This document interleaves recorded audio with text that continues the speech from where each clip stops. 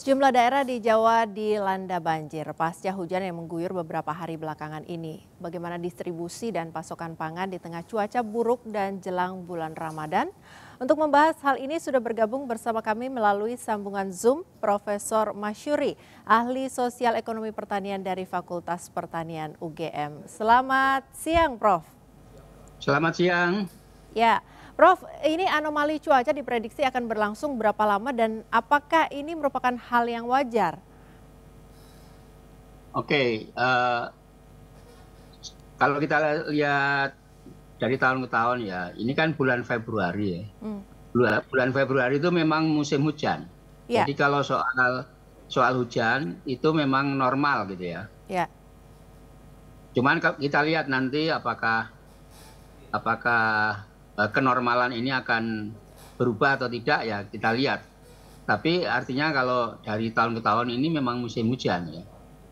Memang agak lebih berat, hujannya lebih banyak ya. ya. Tapi dari segi musim ini sesuai dengan musimnya. Ya. Nah, kalau musim hujan itu dulu kan ada pembagian jelas gitu ya, Prof. Dalam satu tahun itu bulan sekian sampai bulan sekian musim penghujan, bulan sekian sampai bulan sekian musim kemarau. Tapi sepertinya beberapa tahun terakhir ini ada beberapa perubahan begitu yang lebih panjang atau lebih pendek dari sebelumnya. Apakah itu merupakan hal yang normal atau bagaimana, Prof? Ya memang sekarang ada tambahan lagi climate change ya, perubahan iklim. Jadi relatif sekarang hujannya itu tambah berat ya. Hujannya tambah berat, kemudian juga jumlah curah hujannya lebih banyak. Nah, kemudian mungkin juga salurannya tidak optimal gitu ya. Ya, daerah-daerah yang terendam banjir ini dikenal sebagai beberapa daerah begitu dikenal sebagai daerah lumbung padi. Dampaknya apa, Prof, ini terhadap petani dan terhadap pasokan bahan pangan? Prof? Selamat siang. Ya, Prof, Selamat siang. melanjutkan yang tadi kita sudah bicarakan, ada beberapa daerah yang terendam banjir. Ini merupakan lumbung padi nasional. Nah, apa dampaknya terhadap petani dan juga terhadap ketersediaan pangan nasional, Prof? Ya jelas nanti akan berpengaruh. Jadi dari petani sendiri juga ini akan menyebabkan penjualan produknya terhambat sehingga penerimaannya berkurang. Kemudian secara nasional ini berarti kan penyerapan padi ini atau nanti gabah kemudian nanti menjadi beras akan menjadi terhambat. Nah, karena itu juga pemerintah harus siap-siap untuk mengatasi ini gitu. Ya, menurut Anda apa yang bisa dilakukan oleh pemerintah untuk mengatasi hal ini? Ya pertama peningkatan penyerapan gabah ya. Jadi kalau biasanya dengan biasa-biasa, ini perlu ada peningkatan dalam penyerapannya itu. Jadi istilahnya jemput bolanya lebih ditingkatkan gitu ya. Ya, untuk mencukupkan ketersediaan stok pangan begitu ya, Prof ya? Ya. Ya, Kan kalau adakah gudangnya ya? Kalau Bagaimana? gudangnya kan mencukupi ya kalau gudangnya ya. Nah karena itu tinggal bagaimana pemerintah bisa menyerap lebih banyak dengan situasi yang seperti itu.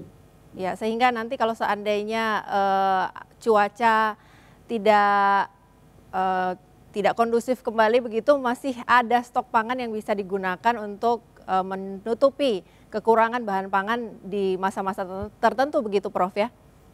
Ya betul ya, betul.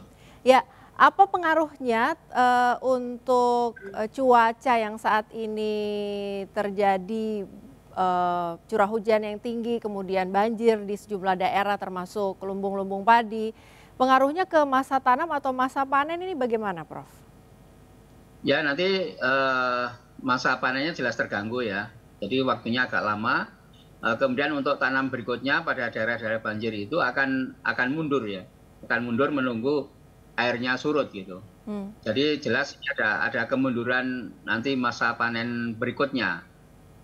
Masa tanam berikutnya ya. Jadi masa panennya juga tertunda karena ada banjir. Kemudian nanti masa tanamnya juga akan mundur sehingga nanti musim panen berikutnya akan mundur juga. Nah, kalau untuk pasokan pangan jelang Ramadan, Ramadan kan tinggal sekitar 1 bulan lagi, begitu Prof. Apakah menurut Anda akan aman? Ya, kalau penjelasan pemerintah sih aman ya, kalau penjelasan pemerintah. Tapi kita tahu juga bahwa situasinya seperti itu, sehingga ya itu tadi perlu antisipasi yang lebih ya, yang lebih karena beberapa daerah banjir, sehingga ada kemungkinan penyerapan daya serapnya itu akan berkurang ya. Tapi kalau dari sisi timing ya, sekarang tuh musim panen Hmm, sebenarnya kalau tidak ada cuaca buruk, itu ini musim panen, kemudian bulan depan adalah Ramadan, permintaannya tinggi, sebenarnya ini timing yang ideal untuk petani ya. Tapi hmm. karena ada cuaca buruk, maka itu menjadi kurang ideal gitu. Ya, terkait cuaca yang saat ini masih hujan lebat, kemudian ada banjir di sejumlah daerah, kemudian Prof tadi mengatakan bahwa kemungkinan akan tertunda begitu musim panennya dan akan tertunda kembali juga musim tanamnya di periode berikutnya. Apa yang bisa diantisipasi oleh petani atau bisa dilakukan oleh petani untuk mengamankan begitu produksi mereka?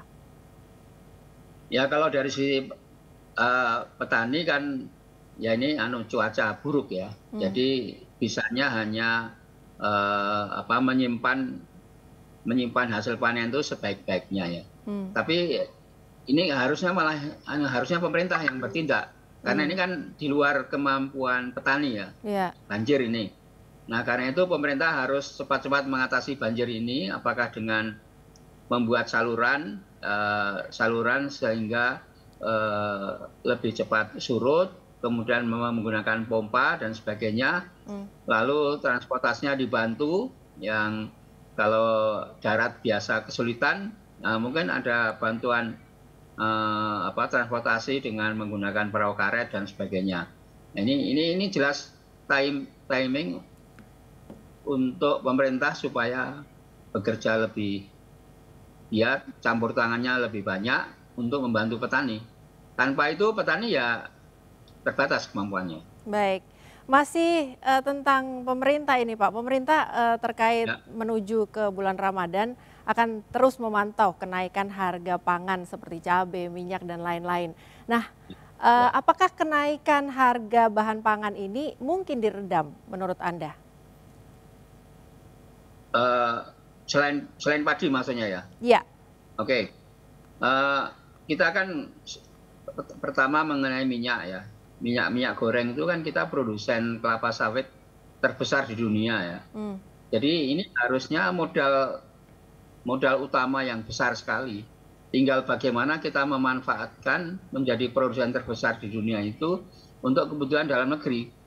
Jangan seperti kemarin-kemarin kan kita pernah juga mempunyai kebijakan yang sebenarnya kurang ideal sehingga walaupun kita stop ekspor, tetapi tetap harga dalam negeri masih tetap tinggi. hmm, Nah ini jangan sampai terulang lagi. Jadi kita manfaatkan sebesar-besarnya produksi kelapa sawit yang terbesar di dunia itu hmm, untuk kepentingan domestik dalam negeri. mhm. Sehingga sebenarnya harusnya Oke. bisa teratasi. Ya, artinya kunci dari semuanya ini pengaturan penyimpanannya yang perlu dimaksimalkan begitu ya, Prof ya? Ya betul, pengaturan penyimpanan dan aturan-aturan supaya ini kan kelapa sawit kan kebanyakan milik swasta ya. Hmm, Aturan-aturan supaya pengusaha swasta itu bisa menuruti anjuran atau instruksi dari pemerintah. baik. Terima kasih Prof Masyuri telah berbincang bersama Ya, kami siang sama-sama. hari ini. Salam sehat, Prof. Ya, terima kasih. Salam sehat.